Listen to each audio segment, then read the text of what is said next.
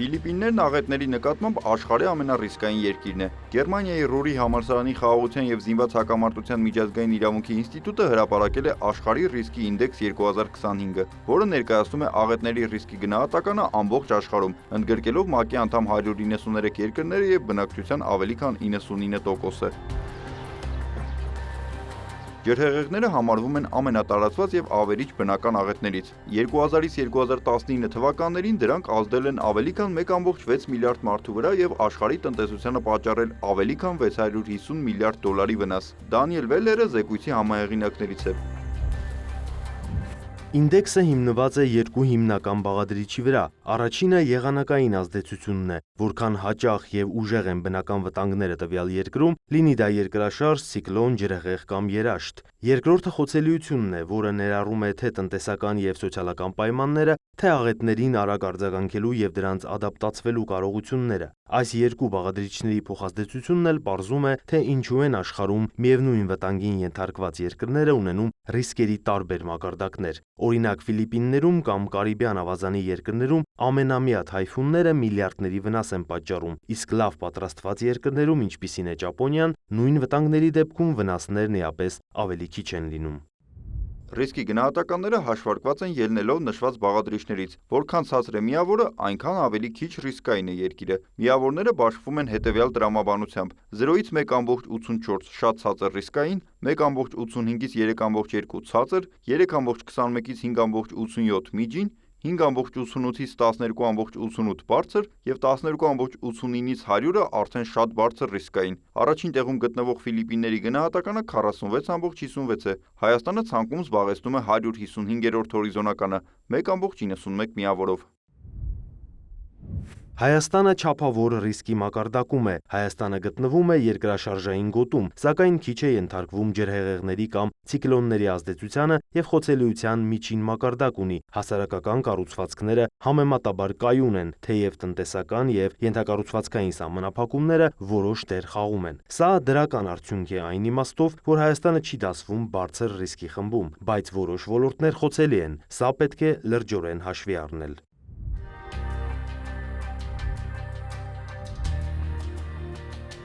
Իսկ այդ խոցելիությունները ըստ Դանիել Վելլերի երկրաշարժերը, երաշտը եւ ջրի պակասն են, նաեւ սոցիալ-տնտեսական գործոնները։ Գրեթե վստահ եմ այդ ուսումնասիրությունը եւ վերլուծությունն արվել է բաց հասանելի տվյալների հիման վրա,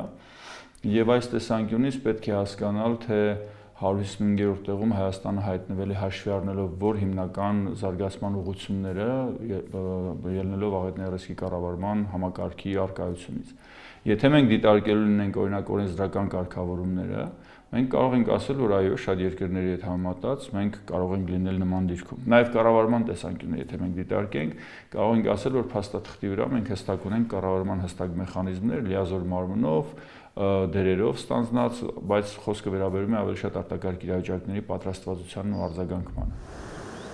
Սակայն օրինակ ռիսկերի մոդելավորման առումով այդքան էլ լավ վիճակում չենք եւ կարողությունների զարգացման լուրջ կարիք ունենք, շեշտում է փորձագետը։ Այս տեսանկյունից պետք չէ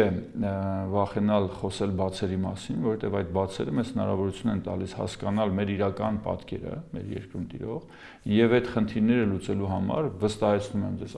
այս տեսանկյունից բացահայտված խնդիրները լուծելու համար մենք ունենք բավականաչափ ներուժ, բավականաչափ մասնագիտական կարողություն, որպեսզի կարողանանք նմանատիպ խնդիրներ կարգավորենք։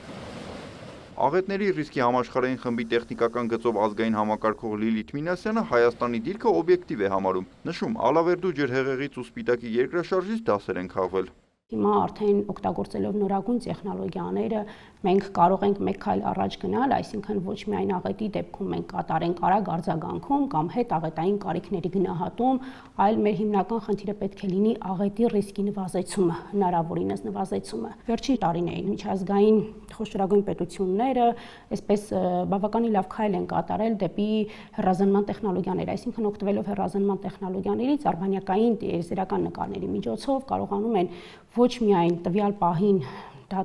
ուսումնասիրել տարածքը աղետի դեպքում կատարել մշտադիտարկում, այլ նաև կարողանում են հետ գնալ տարածաժամանակային դինամիկ վերլուծություն կատարել եւ փորձել արդեն կատարել աղետի կանխատեսում եւ նվազեցում։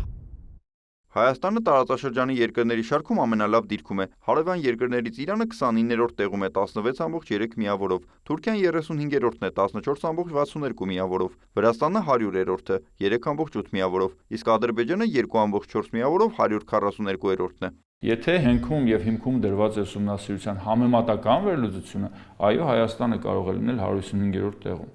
Բայց մի մոռացեք, որ մեկ երկրաշարժ, ոնց որ օրինակ սպիտակ երկրաշարժներ, միանգամից կարող է մեզ 155-րդ տեղից իջեցնել, չգիտեմ, երկրորդ կամ երրորդ տեղ։ Նույն հեղեղման գործընթացները, որոնք որ մենք տեսնում ենք, իրենց հետևանքներով կարող են մեզ բավականին այդ ցուցակում իջեցնել։ Եվ ինչի համար եմ ես ասում, շատ կարևոր հասկանալ ինչն է ուսումնասիրվել, հա, որովհետև եթե մենք վերցնենք, որ մենք այս ինդեքսավորման դաշտում գտնում ենք 155-րդ տեղում, մեզ կթվա թե անելու բան այլևս չունենք, մենք շատ լավ վիճակում ենք գտնում։ Բայց եթե ասում ենք համեմատական վերլուծության արդյունքում տեղի ունեցող արտակարգ իրավիճակների քանակով եւ դրան արձագանքման կարողություններով մենք գտնում ենք 155-րդ տեղում որպես դրական ցուցանիշ, այո, կարող է լինել։ Զեկույցն ընդգծում է Հայաստանի կարիքները, կարծում է Լիլիթ Մինասյանը, նշելով, որ մեր երկրի համար ամենակարևոր խնդիրներից է վաղ ազդարարման լիարժեք համակարգի բացակայությունը։ Պետք է գիտակցաբար, հա, իր մեջ սերմանվի, որ յուրաքանչյուր, հա, առանձին վտանգ առ վտանգ, սեղլաֆի պարագայում, սողանքի պարագայում կամ կլիմայական կամ մնացած այլ վտանգների պարագայում մարդը ինչ քայլ պետք է կատարի, առաջին քայլը ինչ պետք է անի։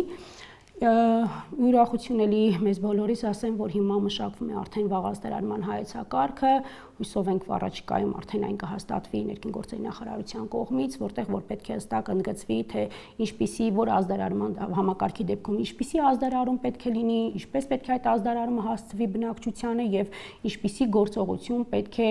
կատարի յուրաքանչյուր բնակիչ։ Ըստ Մինասյանի Հայաստանի թիվ 1 խնդիրը պետք է լինի աղետի ռիսկի նվազեցումը։ Աղետներ կան, որ գրեթե հնարավոր չի նվազեցնելը, մեկը դա երկրաշարժն է, որը ամենադժվար կանխատեսելի աղետն է, բայց ունենք շատ այլ աղետներ, օրինակ հեղեղումները, հասարակ սելավատարերի մաքրումից սկսված, մինչև ասենք գետաբերանների այդ ջրաբերուկները, որ ինչ էր Ալավերդու, հա, кейսը ինքը ջուրը իր հետ բերեց ջրաբերուկներ, որը որ պատնեշ դարձավ, որից հետո այդ ամեն պատնեշի փլուզումից ինքը ավելի մեծ թափեր հավաքում, հա,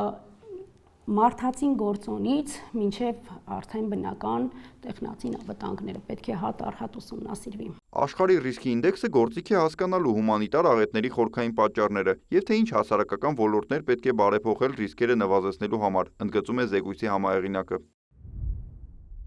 Զեկույցը երկրներին ցույց է տալիս, թե որտեղ է անհրաժեշտ ներդրումներ անել աղետների ռիսկի նվազեցման, դիմակայության եւ կայուն զարգացման ոլորտներում։ Միջազգային կազմակերպությունների համար գիտական հիմք է ստեղծում հումանիտար օգնության եւ զարգացման աջակցության առաջնահերթությունները որոշելու համար, իսկ մարդկանց ցույց է տալիս, որ աղետները միայն բնական երևույթներ չեն, դրանք խոր կապ ունեն հասարակական կառուցվածքի եւ դիմակայության հետ։ Ցուցանիշի հիմնական նպատակն է ապահովել թափանցիկությունը եւ խրախուսել լուծումները։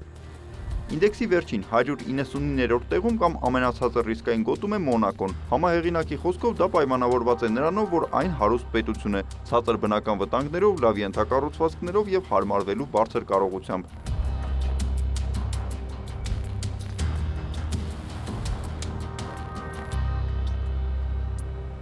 Նիկոլայ Ավետիսյան, Սեյրան Անտոնյան եւ Մուշեղ Մանվելյան, Իրաքնորյալ լուրեր։